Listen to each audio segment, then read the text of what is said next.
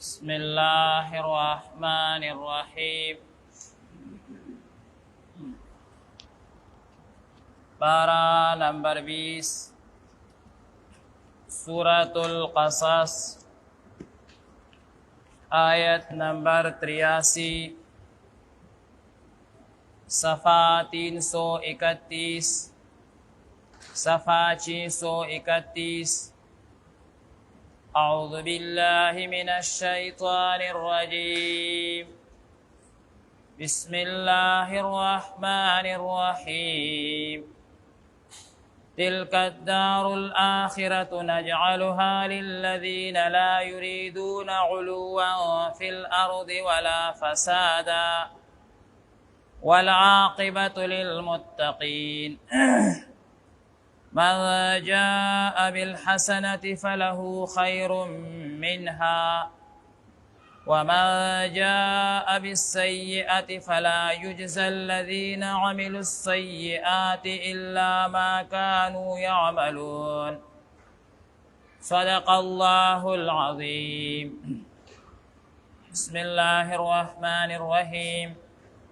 تلك الدار دغکور الآخرة چې د آخرت کور دی نجعلها مونږ مقرر کړی دی دا للذین هغه خلقو دپاره لا یریدون چې هغوی اراده نه لري علوا فی الارض د تکبر په ځمکه کې ولا فسادا او نه د فسادا والعاقبة او بهترین انجام للمتقین د پرهیزګارانو دی من جاء بالحسنة څوک چې راوړي یوه نیکي فله د هغه دپاره ده خیر منها بهتره بدله د هغې نه ومن جاء او څوک چې راوړي بالسیئة یو بدي فلا یجزا نو بدله به نه میلاویږي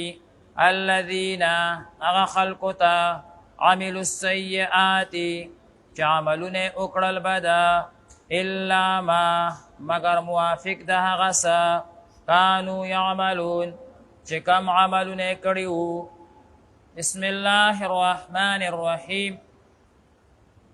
مخکینی آیاتونو مبارکو کې د قارون ذکر وشو او د هغه د تکبر او دغه شانتي د موسی علیه السلام او د هارون علیه السلام د مخالفت ذکر وشو او دا ذکر وشو چې بعضې خلکو دا وی چې قارون ته ډیره لویه حصه میلو شوي ده او هغه کامیاب دی نو اوس الله تبارک وتعالی د هغی انجام هغه ستاسو زموږ مخې ته راوستو چې قارون هغه هلاک شو برباد شو.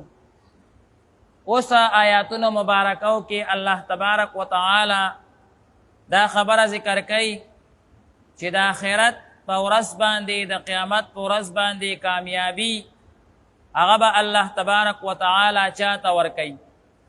د قیامت په ورځ باندې د ټولو نه زیات کامیاب انسان چې مصیبتونه هغه ته ور نشي تکالیف د هغه نه الله تبارک وتعالی لرې کي او هغه ته د آخرت خوشحالۍ او کامیابۍ میلو شي نو د هغې دپاره الله تبارک وتعالی دوه شرایط ذکر کوي او دا دوه شرایط داسې دي چې انسان دې سوچ وکړي چې د قیامت د ورځې مصیبتونه د ټولو نه زیات دي چې هغه مصیبتونه او تکلیفونه پې لرې کېږي نو که دا دوه شرایط او دوه کارونه انسان ځان کې دنیا کې پیدا کړي نو د دنیا مشکلات په ولې د دنه نه لرې کېږي د دنیا مشکلات په تېنه بلکل لرې کېږي چا کې چې دوه کارونه پیدا شو نو د آخرت د ورځې مشکلات او تکالیفونه خو به خامخا محفوظ شي خو د دنیا مشکلاتو نه به هم محفوظه پاتې شي.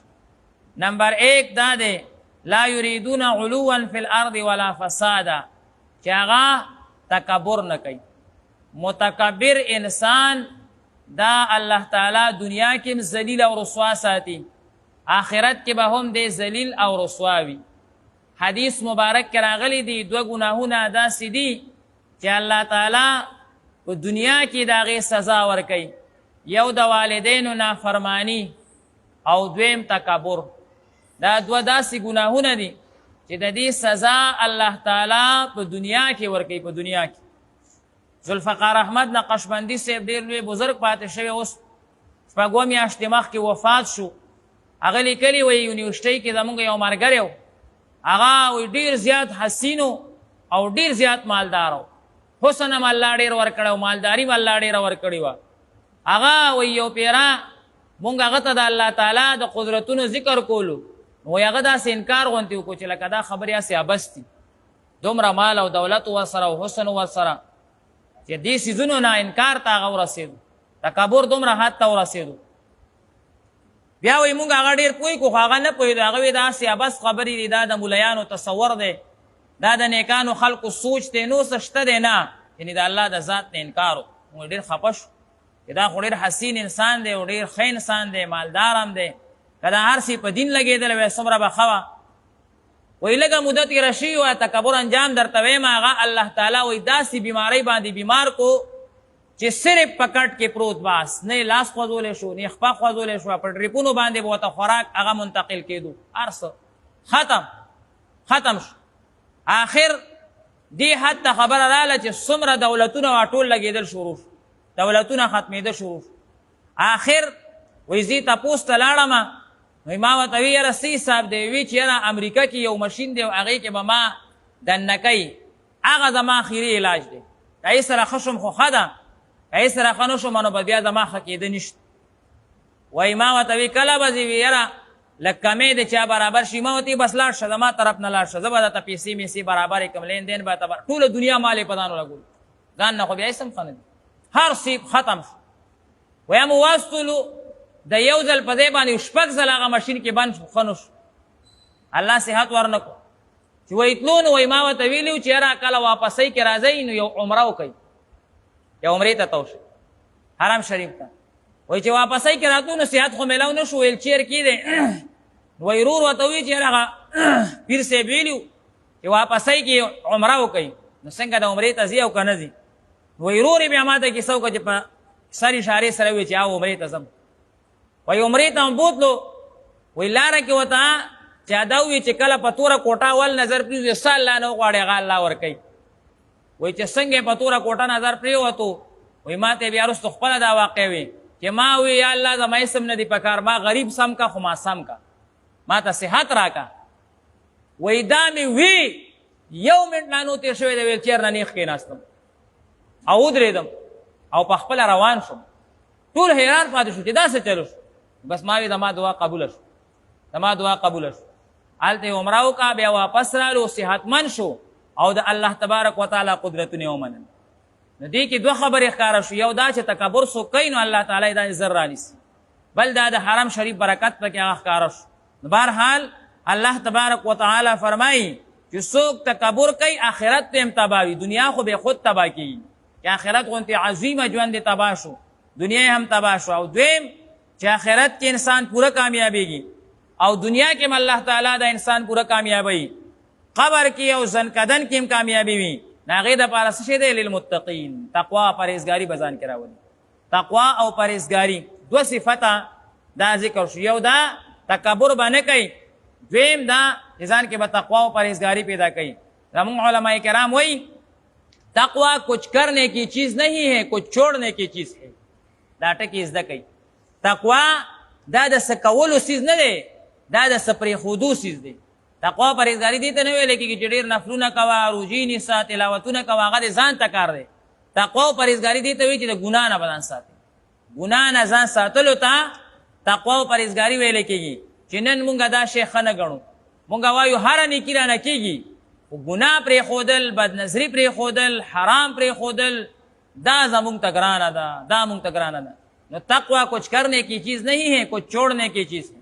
تقوا دې ته ویل کېږي چې انسان د نظر استعمال صحیح وکړي، د خبرو استعمال صحیح وکړي، د اورېدو استعمال صحیح وکړي، نو بس دې ته تقوا پرهیزګاري ویل کېږي. الله وایي څوک چې یو نیکي د آخرت په ورځ باندې راوړي فله خیر منها، د دې نه به ورته بهتره بدله میلاویږي. او ومن جاء بالسیئه، چا چې یو بدي وکړه، فلا یجزی الذین عملوا السیئات الا ما کانوا یعملون، د یوې بدۍ بدله هغه یوه سزا ده. مفتی شفیع صاحب رحمت الله علیه دې کې لیکلي یو انسان دی د یو ګناه قصد او اراده وکړه او هغې ته باقاعده تیاري هم وکړه. اوس ده ته مخې ته دوه خبرې به راځي. یو دا چې د ګناه قصد او اراده یې وکړه او هلته کې څه داسې شی جوړ شو چې د دې اراده ده چې دا ګناه کوم، خو سمیس کې معنی رالو، مثلا څوک رالو یا چا ولیدو یا کیمرا، نو ده د ګناه اراده کړې او تیاری هم کړی دی. دا معنی چې میس کې رالو یا څوک رالو یا کیمرا، د دې د وجې نه د ګناه ده ګناه نه ختمیږي، دا ګناه به ورپسې لیکلی شي، دا ګناه به ورپسې لیکلی شي. او دویم یې لیکلي چې په ګناه قادره شو، هېڅوک هم نه و، کیمرا هم نه وه، هېڅ هم نه و، خو د الله د خوب د وجې نه یې ګناه پرېښوه، دا ګناه به یې په نیکۍ باندې بدله شي، دا ګناه به یې په نیکۍ باندې بدله شي. یو کس د ګناه اراده وکړه او هلته کې څوک رالو یا کیمرا یا څه او د هغې د وجې نه دی د ګناه نه منع شو، دا ګناه به ورپسې لیکلی شي. دا ګویا د ګناه وکړه، که دا خو اراده وه چې بس کوم، خو که نه د الله د یارې د وجې نه منع شو، نو دا ګناه به ورته الله تعالی د نیکۍ په هغه دغه باندې بدله کړي او نیکي به ورته میلاو شي. نو بهرحال چې انسان دې ته نه ګوري چې څوک شته او که نشته، کیمرا شته او که نشته، د الله تعالی کیمرې هر وخت لګېدلې دي. د دنیا په کیمرو کې خرابېدی هم راتلی شي، دروغ هم راتلی شي، خو د الله تعالی کیمرې همیشه لګېدلې دي چې موږ د الله کیمرو ته وګورو، د ګناه نه ځان بچ کړو. تلک الدار الاخرة، دغه کور د آخرت، نجعلها موږ مقرر کړی دی للذین هغه کسانو ته لا یریدون چې هغوی نه غواړي علوا فی الارض تکبر په ځمکه کې، ولا فسادا نه فساد، دا فساد د تکبر نه پیدا کېږي، ولا عاقبة للمتقین او ښه انجام د پرهیزګارانو دی. من جاء بالحسنة، څوک چې راوړي یو نیکي، فله خیر منها، هغه دپاره به دې نه بهتره بدلوي. ومن جاء بالسیئة، څوک چې راوړي یو بدي، فلا یجزا، بدله به نه ورکولی کېږي الذین خلقو ته عملوا السیئات، چې عملونه یې کړي دي بد، الا ما کانوا یعملون، مگر هغه چې کوم عمل یې کړی وي. الحمدلله رب العالمین والعاقبة للمتقین والصلاة والسلام على اشرف رسوله خاتم انبیائه وعلى آله واصحابه اجمعین. ربنا ظلمنا انفسنا وان لم تغفر لنا وترحمنا لنكونن من الخاسرین. یا الله زمون ګناهونه معاف، یا الله د ټول امت ګناهونه معاف، یا الله څومره بیماران دي حاضرینو کې سامعینو کې ټولو ته یا الله شفای کامله نصیب فرمای. یا ارحم الراحمین مونږ ټولو ته اخلاص او استقامت نصیب فرمای. د نبی کریم صلی الله علیه وسلم کامل اتباع مونږ ته نصیب فرمای. علو تکبر او فساد نه خدای پاک مونږه محفوظ کړي. دا تقوا او پرهیزګارۍ والا ژوند مونږ ته نصیب فرمای. یا ارحم الراحمین د مونږه د ټول حاجات د خپل عالی در نه برابر فرمای. خدای پاکه د هر قسم مشکلات او بیمارو تکالیفو نه یا الله مونږه محفوظ کړي، سکون او اطمینان والا ژوند راته نصیب فرمای. وصلی الله تعالی علی خیر.